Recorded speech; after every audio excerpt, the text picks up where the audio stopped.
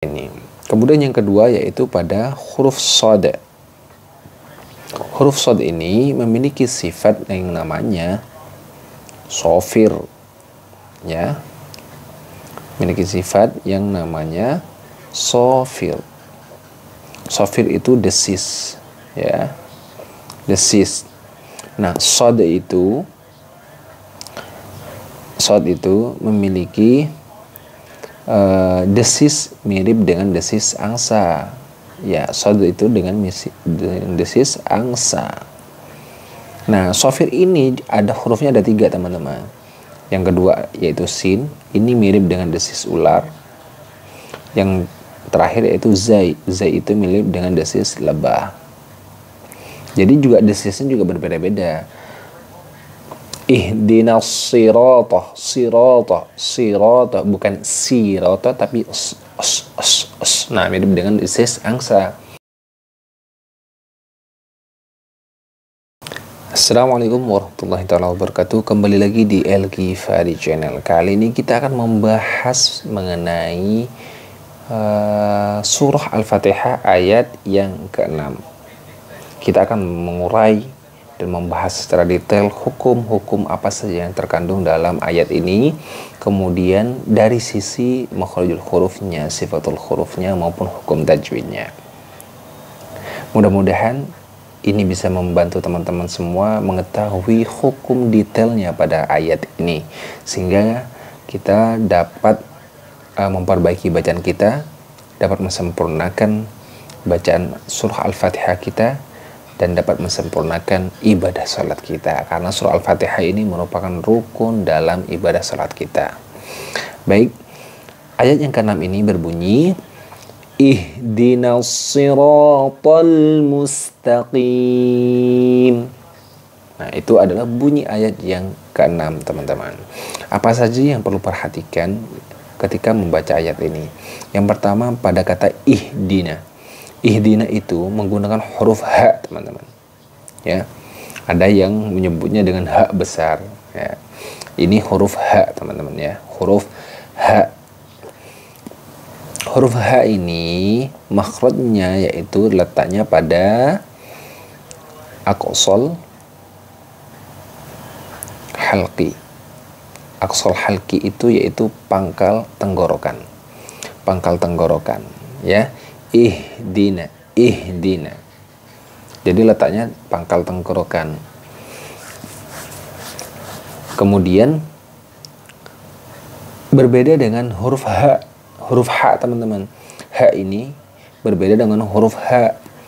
Huruf H itu, nah, huruf H ini diletaknya pada wastul halqi. Bagaimana dengan kho? Nah, kho ini juga berbeda, teman-teman. Letaknya pada adnal halqi.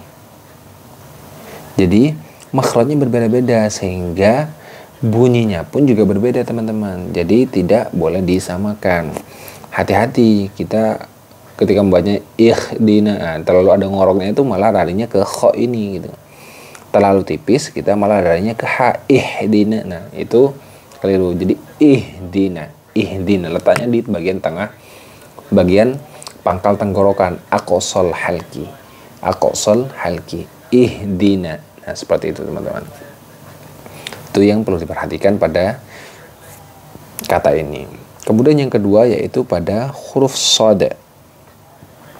Huruf shad ini memiliki sifat yang namanya shofir, ya. Memiliki sifat yang namanya shofir. Shofir itu desis, ya. Desis. Nah, shad itu memiliki desis mirip dengan desis angsa, ya. Shad itu dengan desis angsa. Nah, shofir ini ada hurufnya ada 3, teman-teman. Yang kedua yaitu sin, ini mirip dengan desis ular. Yang terakhir yaitu zai, zai itu mirip dengan desis lebah. Jadi juga desisnya juga berbeda-beda. Ihdinas sirata, sirata, sirata, bukan sirata tapi Nah, mirip dengan disease angsa. Bukan zirata tapi sirata, sirata. Nah, seperti itu. Jadi harus dibedakan bunyinya. Oke. Karena kalau misalkan sod ini kita ganti dengan as-sirata, nanti maronnya apa namanya,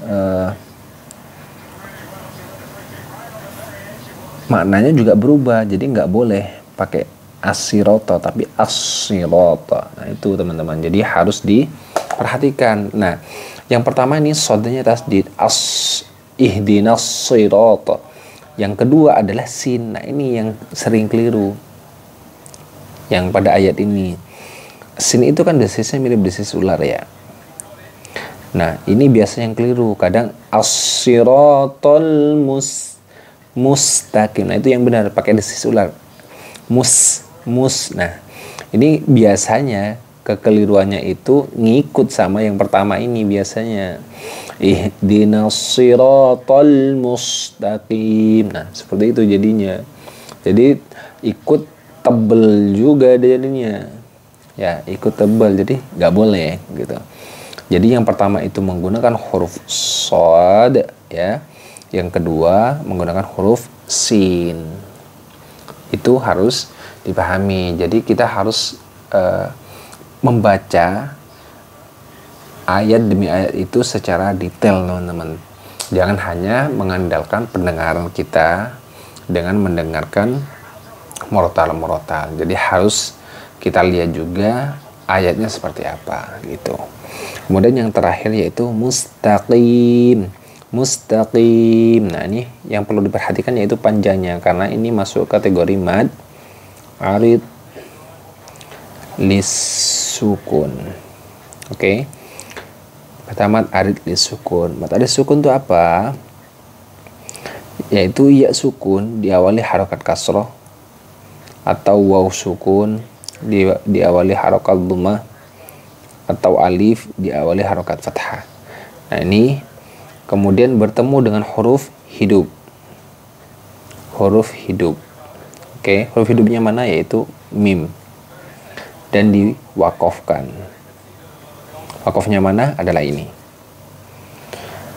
Nah, itu termasuk dalam kategori mad arid sukun. Bagaimana cara membacanya? Yaitu dibaca panjang, 1 alif atau 2 alif atau 3 alif. Ya, mustaqim.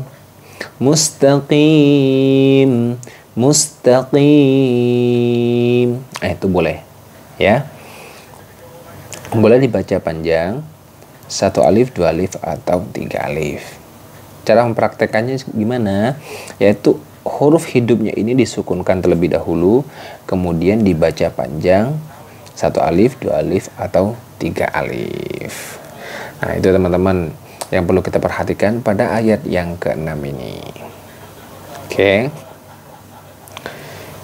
Nah, kita coba praktekkan dari awal. Yang perlu diperhatikan yaitu pada kata haknya ini, ihdina, kemudian as-sirata shadnya, mustaqim sinnya, kemudian qim yaitu panjang dari mad arid lisukunnya. Mari kita praktekkan.